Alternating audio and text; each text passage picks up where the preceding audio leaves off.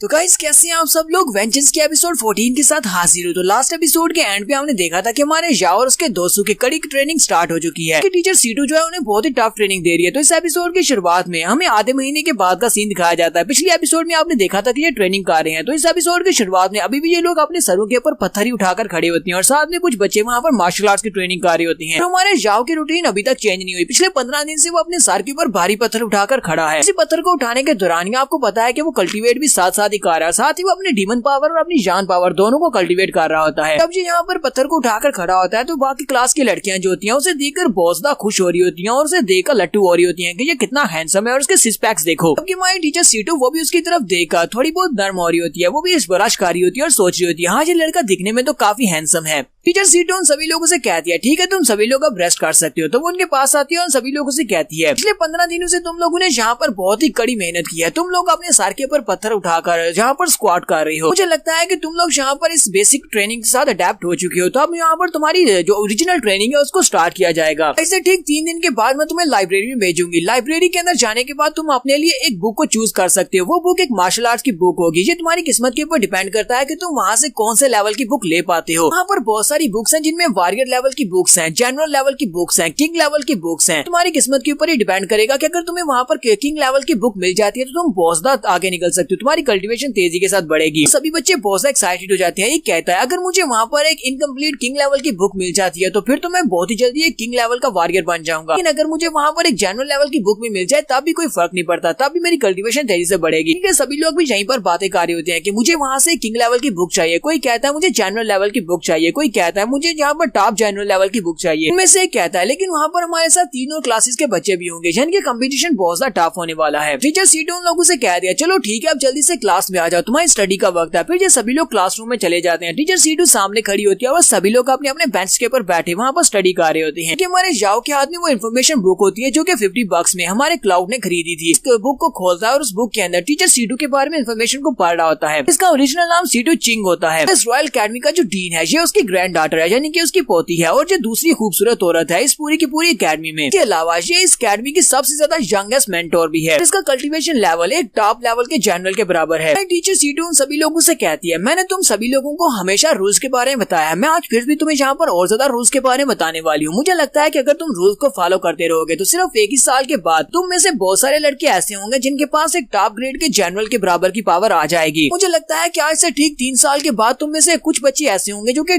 King level तक पहुँच पाएंगे क्योंकि सिर्फ और सिर्फ टैलेंटेड बच्चे ही किंग लेवल तक पहुँच पाते हैं। तुम सभी लोग किंग लेवल तक नहीं पहुँच सकते क्योंकि सभी के लिए किंग लेवल तक पहुँच पाना पॉसिबल भी नहीं है। तुम सभी लोग यहाँ से जनरल लेवल तक होकर तो जरूर निकलोगे। अगर तुम में से कुछ बच्चे यहाँ पर किंग लेवल तक पहुँच जाते हैं तो उन सभी को सुप्रीम अकेडमी की तरफ से अकेडमी का टीचर बनने का मौका मिलेगा। तुम यहाँ के कैल्डर बन सकते हो या फिर तुम चाहो तो तुम्हें सिटी लॉर्ड बनाया जा सकता है। तुम बाहर जाकर इस डायनेस्टी के किसी सिटी को रिप्रेजेंट कर सकते हो। जाओ टीचर की बातें सुनने के बाद सोच रहा था हमारी इस डायनेस्टी में पूरे 30 सिटीज है। हर सिटी का एरिया बहुत ज्यादा बड़ा है। हम लोग यहाँ पर किसी सिटी का सिटी मास्टर बन जाए या फिर सिटी लॉर्ड बन जाए तो इससे हमें बहुत ज्यादा फायदा होने वाला है क्योंकि हमें बहुत सारे एरिया को कवर करना होगा। इसका मतलब यह है कि एक इंसान बहुत ज्यादा पावरफुल है। जैसे कि एक डायनेस्टी का एम्परर होता है वैसे एक सिटी का मास्टर होता है। टीचर सीटू उन लोगों से कहती है कि तुम्हें पहले लाइब्रेरी में जाकर अपने लिए मार्शल आर्ट्स की बुक को लेना होगा। उस मार्शल आर्ट्स की ट्रेनिंग कंप्लीट करने के बाद 1 महीने के बाद तुम सभी लोगों को प्लस डीमन अबिस में भेजा जाएगा जहाँ पर तुम लोग बाउंड्री एरिया के करीब डीमंस का शिकार करोगे। डीमंस को मारा जाएगा। वहाँ पर तुम्हारा जो कंपटीशन होने वाला है इसलिए तुम्हें बहुत ही अच्छे से अपने आप को ट्रेन करना होगा क्योंकि अगर तुम वहाँ पर किसी डीमन का मुकाबला करते हुए मारे जाते हो तो अकेडमी की इसके ऊपर कोई भी जिम्मेदारी नहीं होगी। तो यहाँ पर क्लासेस खत्म होने के बाद लाइब्रेरी में जाने का वक्त आ चुका है। तो टीचर सीटू अपने बच्चों को अपने साथ लेकर लाइब्रेरी की तरफ जाती है जहाँ पर एक बहुत ही स्ट्रिक्ट एल्डर खड़े होते हैं। वो एल्डर वहाँ काफी ज्यादा डरावने लग रहे होते हैं यानी कि काफी ज्यादा सख्त और गुस्से वाले होते हैं। सभी से कहते हैं तुम सभी के पास सिर्फ और सिर्फ 2 चांसेस है यानी कि तुम 2 बार वहाँ पर अपने लिए बुक को हाथ लगा सकते हो। जिस बुक को तुमने हाथ लगा लिया वो बुक तुम्हारी हो जाएगी लेकिन अगर तुमने बुक को फेंक दिया तो तुम दोबारा बुक नहीं ले सकते। सिर्फ और सिर्फ 2 चांसेस मिलेंगे। दूसरी बार में जो भी बुक तुम्हारे हाथ में आएगी वही बुक तुम्हारी होगी। अगर तुम वहाँ पर तीसरी बार किसी बुक को लेने की कोशिश करोगे तो फिर तुम्हें बहुत ही सख्त सजा दी जाएगी। इसलिए सोच समझ कर ये करने की कोशिश करना। और उनसे कहते हैं चलो जल्दी से अब भाग जाओ। वो सभी बच्चे बड़ी स्पीड से भागते हुए अंदर की तरफ जाना स्टार्ट करते हैं। जैसे वो लाइब्रेरी के अंदर जाते हैं तो वहाँ पर बहुत सारी बुक्स होती हैं। वो सारी की सारी बुक्स हवा में उड़ रही होती हैं। सारी बुक्स के अंदर से जान एनर्जी निकल रही होती है। ये सभी लोग कहते हैं इन बुक्स के अंदर से बहुत सारी जान एनर्जी निकल रही है। लगता है यहाँ पर कोई ना कोई फॉर्मेशन बिछी होगी। इन बुक्स को हासिल करना इतना भी आसान नहीं हो सकता।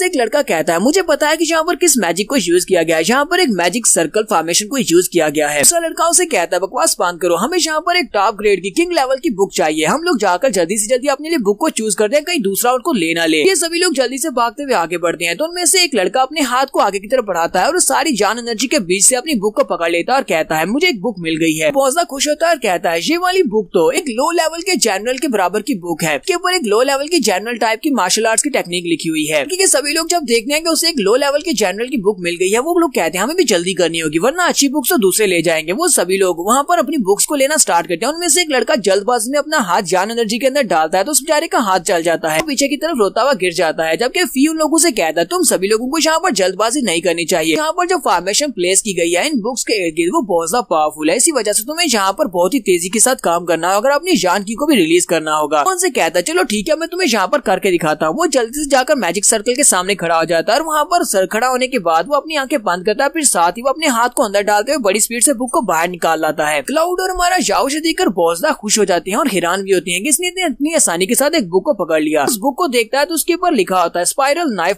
फार्मूला। वो वाली बुक एक लो लेवल के जनरल के बराबर की बुक होती है। वो उस बुक को फेंक देता है और कहता है मुझे ये वाली बुक नहीं चाहिए, मुझे एक हाई ग्रेड की बुक चाहिए। ये सभी लोग बहुत ज्यादा हैरान होते हैं और कहते हैं इसने एक लो जनरल रैंक की बुक को फेंक दिया। जाओ फिर से आगे बढ़ता है और अपने हाथ को अंदर डालते हुए वहाँ से एक बुक को खींच लाता है। ये वाली बुक एक काफी अच्छी बुक होती है। वो कहता है ये अच्छी बुक है। तो एक लड़का पीछे से उसके ऊपर अटैक करता है ताकि उसके हाथ से वो बुक छीन सके। हमारा फी उसके हाथ को पकड़ लेता है और उसे कहता है तुम्हें क्या लगा था तुम मेरी बुक मुझसे छीन सकते हो, और साथ ही वो उसे पटक कर ग्राउंड के ऊपर फेंक देता है। तो बाकी के सभी लोगों को पता चल जाता है कि यहाँ पर किसी से उसकी बुक छीनना काफी ज्यादा मुश्किल हो सकता है। तो फी अपनी बुक लेने के बाद उन दोनों से कहता है तुझे मेरा सेकंड और लास्ट चांस था, मुझे मेरी बुक मिल गई है, उन दोनों की बारी है, याद रखना वहाँ पर जाकर अपने दिल से महसूस करना, जो बुक तुम्हें अच्छी लगे वही बुक चूज करना। उसे कहता हाँ क्यों नहीं, तुम भी अपना ध्यान रखना कहीं कोई दूसरा तुम्हारे हाथ से इस बुक को छीन न ले। फी चैंग अपनी बुक को लेने के बाद लाइब्रेरी से बाहर निकल आता है। उसके बाद हमारा जाओ और क्लाउड अंदर रह जाते हैं। जाओ कहता है मेरी बारी है। वो मैजिकल सर्कल के सामने खड़ा हो जाता है, वहाँ पर बुक्स को महसूस करना स्टार्ट करता है। वो बुक्स को महसूस करता है तो उसे पता चलता है कि बहुत सारी बुक्स के अंदर डिफरेंट टाइप की कल्टीवेशन टेक्निक्स लिखी हुई हैं। फिर साथ ही वो फी के तरीके को यूज करते हुए बड़ी स्पीड से अंदर हाथ डालता है और बुक को खींचकर बाहर निकाल लेता है। वो उस बुक को देखता है और कहता है चलो देखते हैं ये कौन से लेवल की बुक है। हमारे जाओ के हाथ में एक मीडियम जनरल लेवल की बुक होती है, यानी कि वो काफी ज्यादा टॉप क्वालिटी की बुक है, लेकिन वो उसको फेंक देता है और कहता है मुझे ये वाली बुक नहीं चाहिए, मेरे पास पहले एक मीडियम जनरल लेवल की बुक है जो कि स्लॉटर बॉक्सिंग के नाम से है, मुझे ये वाली बुक का कोई फायदा नहीं होगा। वो फिर से वहाँ पर बुक लेने के लिए अपने हाथ को आगे बढ़ाता है और कहता है मुझे यहाँ पर फिर से महसूस करना होगा, दिल से महसूस करता हूँ। वहाँ पर अपने दिल से महसूस करता है। इस बार फिर से मैजिकल सर्कल में अपना हाथ डालता है तो वहाँ पर उसके हाथ में एक बुक आती है। जब वो उस बुक को उठाता है तो उसके ऊपर लिखा होता है जी डीमन फार्मूला। ऊपर से वो एक बहुत ही लो लेवल की बुक होती है, यानी कि वो एक लो वॉरियर लेवल की बुक होती है। शाम बहुत ज्यादा गुस्सा हो जाता है, बुक को ग्राउंड के ऊपर पटक देता है और कहता है क्या यहाँ पर कोई मजाक हो रहा है, ये तो एक लो लेवल के वॉरियर की बुक है, तो मैंने मीडियम जनरल लेवल की बुक को फेंक दिया था। बाकी के लड़की वहाँ पर हंसना शुरू कर देती है और कहती है तुम तो वाकई में बहुत ज्यादा लकी हो, तुम्हें यहाँ पर एक एडवांस लेवल की बुक मिल गई है, अब जाओ जाकर इसको स्टडी करो, तुम्हें पहले वाली बुक को फेंकना नहीं चाहिए था। हमारे जाओ का क्योंकि ये लास्ट चांस था तो उसके हाथ में जी डीमन फार्मूला आता है, तो वो उसी को लेकर बाहर निकल आता है। वो बाहर आकर हमारे एल्डर के सामने इस बुक को रखता है तो एल्डर उस बुक को देखते कहते हैं ये तो जी फार्मूला है। वो भी वहाँ पर उसका मजाक उड़ाते हुए कहते हैं तुम तो वाकई में काफी ज्यादा लकी हो, ये वाली बेकार किताब पिछले कई 100 सालों से यहाँ पर पड़ी हुई है, कभी भी कोई भी इसको नहीं ले पाया, तुम तो इतने ज्यादा लकी हो कि पिछले 100 साल में तुम पहले हो जिसने इस बुक को अचीव किया है। बाकी के सभी लोग भी वो बात सुनने के बाद वहाँ पर जोर जोर से हंसना शुरू कर देते हैं। तब हमारे जाओ के पास और कोई रास्ता तो नहीं है, वो अपने जी फार्मूला को लेकर वहाँ से आगे बढ़ पड़ता है। जाओ कहता है ये तो एक बहुत ही लो लेवल की मार्शल आर्ट्स की टेक्निक है, क्या मुझे वाकई में इसको मास्टर करना चाहिए। जाओ वहीं पर अपनी बुक को अपने हाथ में लेकर खड़ा होता है, सोच रहा होता है क्या मुझे इसको मास्टर करना चाहिए या नहीं। वक्त फी और क्लाउड भी भागते हुए उसके पास आ जाते हैं और उसे कहते हैं दोस्त तुम्हें बिल्कुल भी परेशान होने की जरूरत नहीं है, कभी कोई किस्मत में इस तरह का हो जाता है, कभी कभी कोई ना कोई ब्लंडर जरूर हो जाता है, तुम्हें ज्यादा परेशान होने की जरूरत नहीं है, अगर तुम चाहो तो तुम मेरी मार्शल आर्ट्स की बुक को रख सकते हो, मेरे पास एक टॉप लेवल के जनरल की बुक आई है और ये वाली बुक काफी ज्यादा अच्छी है, तुम इसको मास्टर कर लेना, हम लोग एक बुक को शेयर कर सकते हैं, दोनों इस टेक्निक को अच्छे से मास्टर कर लेंगे। फी भी उसे कहते हैं हाँ क्यों नहीं, मेरे पास भी एक अच्छी बुक है, हम तीनों मिलकर तीनों मार्शल आर्ट्स की बुक्स को एक साथ मिलकर स्टडी कर सकते हैं। माना जाओ उन दोनों से कहता है तुम दोनों का बहुत बहुत शुक्रिया, तुम दोनों तो वाकई मेरे सच्चे दोस्त हो। तो ये तीनों वहाँ से वापस की तरफ चल पड़ते हैं। जब ये लोग वहाँ से जा रहे होते हैं उसी वक्त वहाँ पर एक लड़की होती है जिसका नाम लैन होता है, वो उसे कहती है हेलो तुम कैसे हो। माना जाओ और उसके दोनों दोस्त वहीं पर रुक जाते हैं। रूटीन के मुताबिक क्लाउड तो लड़कियों की तरफ वहाँ पर लाट टपकाना शुरू कर देता है, जबकि हमारा जाओ उसकी तरफ सीरियस होकर देख रहा होता है। तो वो लड़की शर्माते हुए जाओ से कहती है जाओ क्या तुम मेरी बुक ले सकते हो, ये मेरी मार्शल आर्ट्स की बुक है जो मुझे अभी भी मिली है, ये बुक तुम्हें देना चाहती हूँ। ये बात सुनते ही क्लाउड कहता है तुमने तो मेरा दिल ही तोड़ दिया, मुझे नहीं पता था कि तुम इतने बड़े ठरकी हो, तुमने यहाँ पर लैन को भी फंसा लिया है।